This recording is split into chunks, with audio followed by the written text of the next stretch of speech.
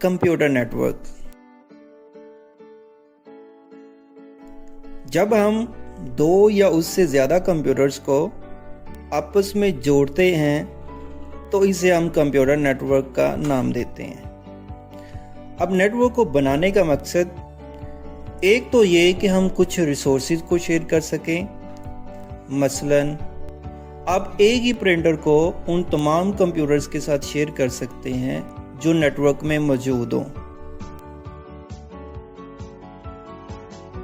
इसी तरह आप एक कंप्यूटर की हार्ड ड्राइव को मल्टीपल कंप्यूटर्स के साथ शेयर कर सकते हैं जो नेटवर्क में मौजूद हो। तो इस तरह हम रिसोर्सेज को भी शेयर कर सकते हैं नेटवर्क को यूज़ करते हुए। और दूसरा ये कि आप किसी भी किस्म की फाइल को या इंफॉर्मेशन को एक कंप्यूटर से दूसरे कंप्यूटर तक पहुंचा सकते हैं। अब नेटवर्क में कंप्यूटर्स को हम दो तरह से जोड़ सकते हैं। नंबर 1 फिजिकल केबल और नंबर 2 वायरलेस कनेक्शन के ज़रिए। नेटवर्क में मौजूद कंप्यूटर्स एक रूम में भी हो सकते हैं, एक बिल्डिंग के डिफरेंट पोर्शंस में भी हो सकते हैं, या फिर मुख्तलिफ प्लेसेस पे हो सकते हैं। Different uses of computer network. Number 1 networks are used to access share data.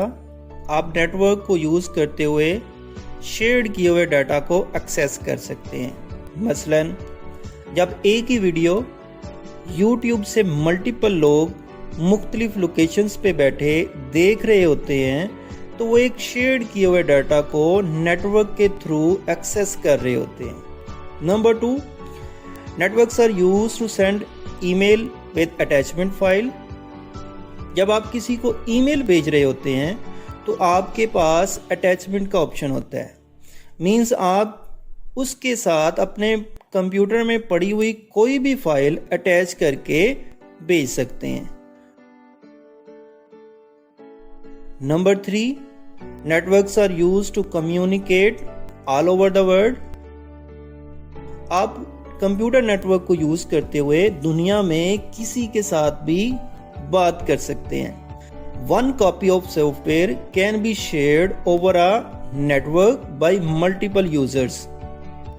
आप सॉफ्टवेयर की एक कॉपी नेटवर्क को यूज करते हुए बहुत सारे यूजर्स के साथ शेयर कर सकते हैं। जैसे कि जब एक गेम एक सर्वर कंप्यूटर पे इंस्टॉल होती है और मल्टीपल यूजर्स अपने अपने कंप्यूटर पे बैठ के लॉगिन करके उस गेम को खेल रहे होते हैं तो वो एक गेम एक सॉफ्टवेयर जो है वो नेटवर्क के ज़रिए डिफरेंट यूजर्स के साथ शेयर किया जा रहा होता है।